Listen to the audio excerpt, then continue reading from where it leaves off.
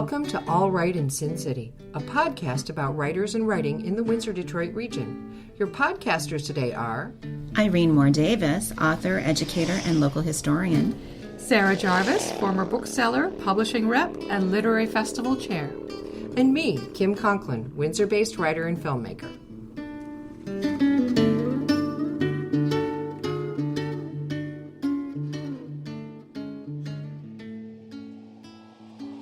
Born in Somalia, Fartumo Kusow is a high school English teacher, novelist, podcaster, activist, and mother of five who lives in Windsor, Ontario. Fartumo first appeared on this podcast in 2020, chatting about her second novel, which was her debut novel in English, Tale of a Boon's Wife. She's here with us today to discuss her new novel, Winter of My Spring, published by Spark Press in March 2026. Welcome back, Fartumo. Thank you for inviting me. So your new novel, Winter of My Spring, has gone through a somewhat non-traditional pathway to publication. You won a contest called STEP, She Writes Press Towards Equality in Publishing, and that has resulted in the publication of your new book through She Writes Press and Spark Press. Can you share a bit about your experience, how you got involved in this contest, and what the process has been like for you? Well, it's in publishing, like everything else, is quite challenging and has been. And the book had a traditional publisher that picked it right before COVID. But then when COVID came, they felt that the book was too heavy for the situation or the environment the readers were in. So so then I decided that I was going to see if I can have other publishers pick up the book with everything that I wanted to have intact. And then a friend of mine published with She Writes Press, and one day she just emailed me and she said, "Hey, they're running this contest where they will pick two books written by marginalized authors, women marginalized authors. So maybe you want to submit your manuscript there." So I submitted my manuscript, first 50 pages and the query and synopsis, and I submitted. They do that usually in sometime in March, and then I submitted it, and then I didn't even remember it, but I received this email from September saying that your book had won, and that's where we started the process of getting the book ready for publication. That's amazing. Congratulations. Yeah. And as you mentioned, the book does discuss some very difficult subject matter, but very topical. The abduction of three girls by a group of extremists, their captivity during which they're forced to become child brides, and the challenges they face within their own community when they manage to escape and return home. What specifically inspired you to take on this topic with your novel? Well, the idea of this book really came long time ago, 2014. I don't know if you remember it, but there were Chibok schoolgirls in Nigeria that were kidnapped by group of radicals called the Boko Haram. It was about 200 girls. They were in a school where they were in a dorm and they were taken.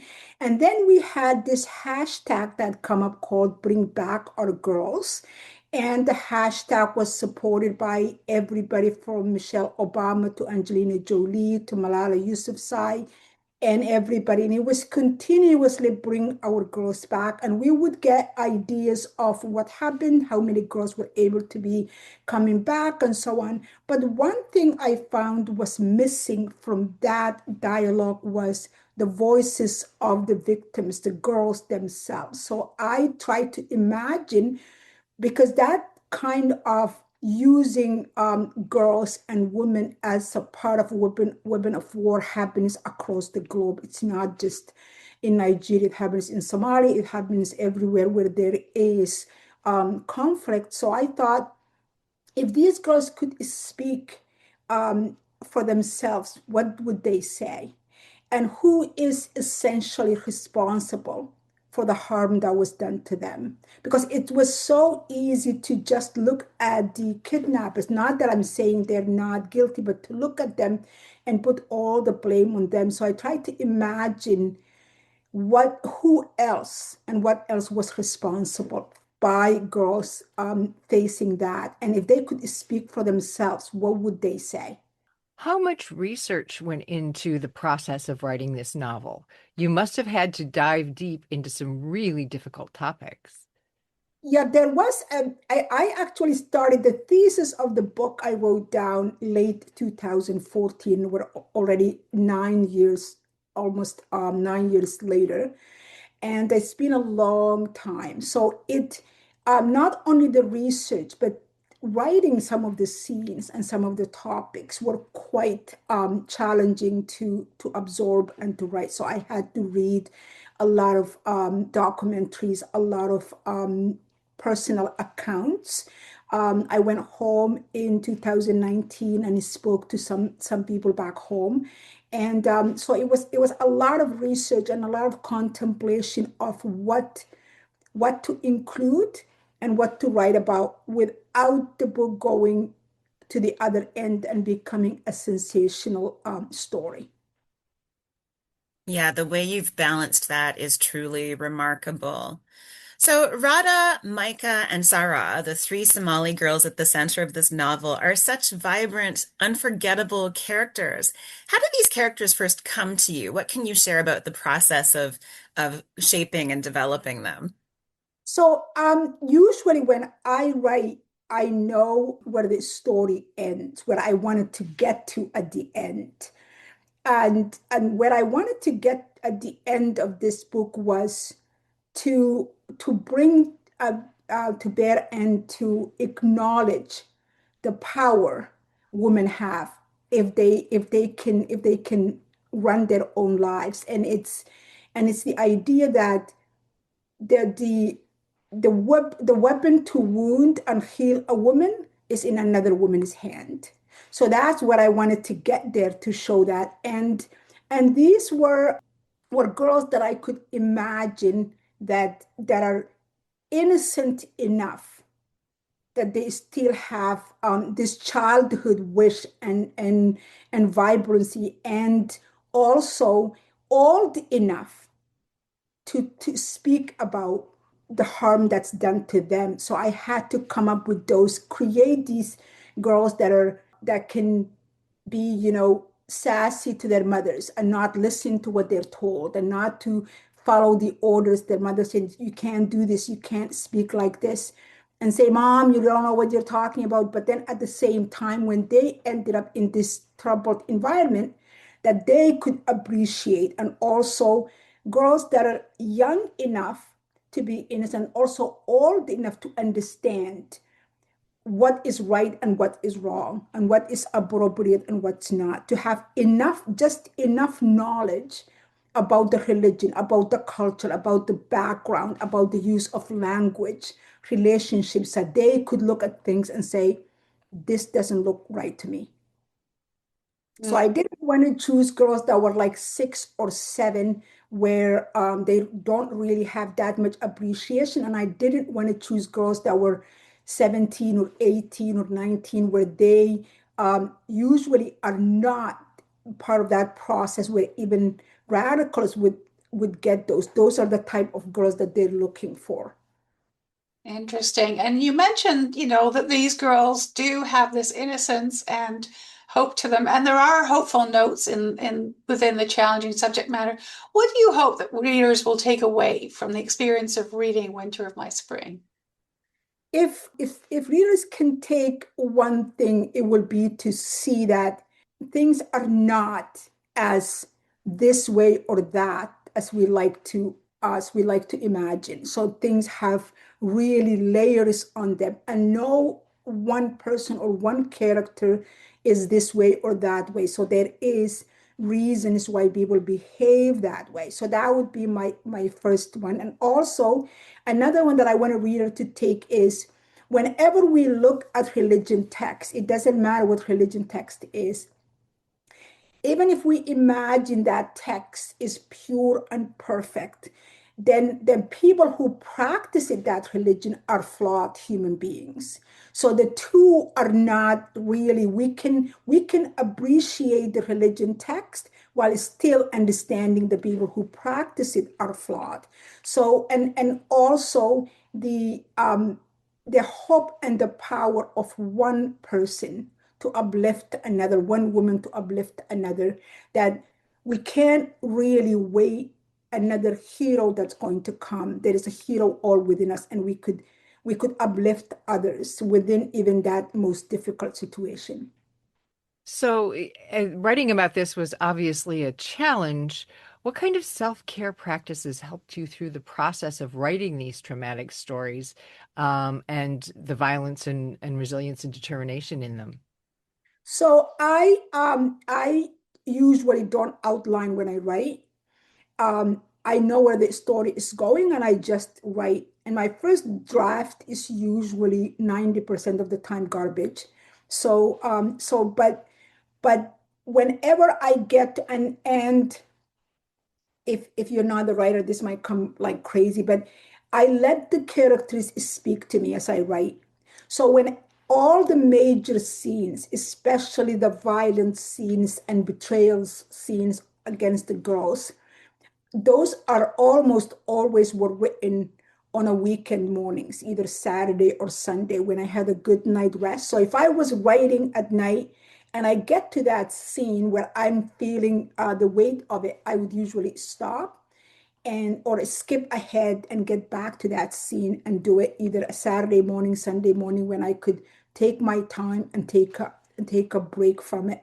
And that's how I basically dealt with in writing. Usually in my general writing, I make myself write 1 hour a day. It doesn't matter what time of the day it is. I write 1 hour. And sometimes I come to the computer and sit there for an hour and won't be able to write anything. And sometimes I can write a chapter in that hour. So I make myself, but this particular book, those scenes, I would skip ahead and write it on a weekend or a long weekend or when I had time off from work so I can take, because I could feel it, the weight of it. That sounds like a very reasonable strategy. Thank you for sharing that. Mm. So, Fartumo, the last time we spoke with you on this podcast, several years ago, we talked about a powerful quote attributed to you: writing is my social activism. And of course, since we last interviewed you, you have experienced a very difficult personal tragedy. Your daughter's life was cut short by gender-based violence. Since then, you've become widely known as an activist who advocates for the eradication of intimate personal violence, and you're doing amazing work. You've been speaking out about this issue all over, from the Windsor-Essex region to the Ontario legislature and beyond. So I'm wondering, how do you balance the demands of this activism as well as your teaching, your elder care, and other responsibilities with finding time and energy and space for your writing? In a joking sense, I would say I don't have any other life except working and writing. But I think writing is, for me, when the world outside my screen or my document makes no sense, the writing is where I make the world make sense to me. The world that I can create, and kind of like if I had the power to will the world around me outside my screen to follow some kind of pattern, that's where I am finding a way to make sense of the world, is to write and create these scenes and these characters that can follow, if not predictable, a pattern that I can appreciate and see. So it's almost my escape from the world outside that sometimes can be very challenging and unpredictable. Absolutely. It's a wonderful discipline that you have. So is that escape, or is your writing bringing any new projects to the forefront? Yes, so I have another one that's YA novel that's I'm shopping around for, called Irrational Numbers, that examines the conflict between parents who come here as an immigrant and their children who are born here, and the challenge those children face as they maintain a one world within the home and one world outside the home. So that's the one that just went out last week for submissions. Hopefully it will find a home. And I'm working another one that's called Moon Blood. That's fantasy that looks at if women could rule the world, what would the world look like? That sounds like a great read. I'm looking forward to that. Okay, we'd love to invite you to read some of your work for us. What have you brought to share with our audience? So I am going to start with the first two lines of chapter 1, and then I will read parts of chapter 2.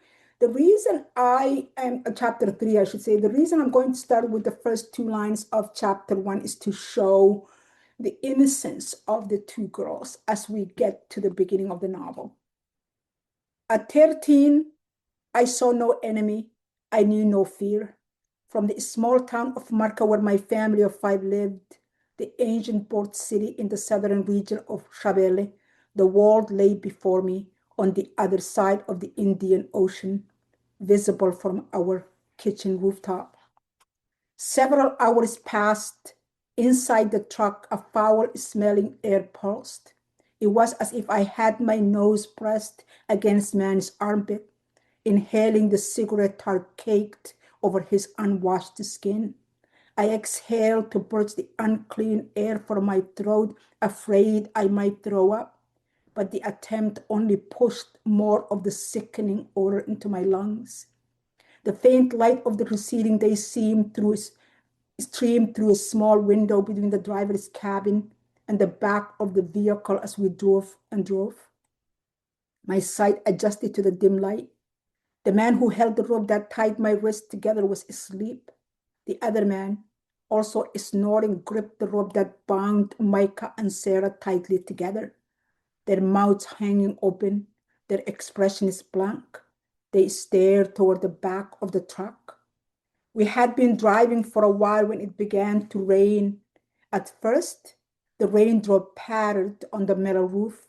Soon the sound of the engine merged with the water, reminding me of the drum beats we played after the Hussein twins went missing, like that slow and agonizing rhythm. The thunder boomed in my ears. My heart heaved with each rat-a-tat-a-tat, rat-a-tat-a-tat. My mother's voice echoed in my mind. Oh, Rara, if only you would listen, she had told me there was trouble everywhere. I didn't believe her when I should have. I saw her words as hysterical, exaggerated account of what could happen. In this truck, driving further and further from home, I yearned to hear my mother complain, tell me what to do, spell out every one of my steps. I was ready to give up the world and all that was in it to hear her loud and unrelenting voice one more time. My thighs twitched, sending a tingling sensation to my feet. I sat up and stretched. Cold uncertainty crept through me, and I shifted my weight, awakening the man who clutched the rope tied to my wrist. I jerked my hands away from him, and he groaned and pulled me back. He twisted the knot even harder and took with it another layer of skin. He continued to stare at me, as if mocking me for my inability to get away. I wanted to gouge his eyes out, to dig into the orbit around them until the dark ball and thick slime of his sight fell onto my palm. A tiny smile crept around his mouth, like he'd read my mind and was daring me to act. Amazing. Thank you so much, Fartumo. The new novel, Winter of My Spring, is available in March 2026, published by Spark Press. Thank you so much for joining us. Thank you. Thanks for joining us. Look for more episodes of All Right in Sin City wherever you listen to podcasts, or check out our website, allrightinsincity.com. For information and announcements of new podcasts, sign up to our email list or follow us on Facebook and Twitter.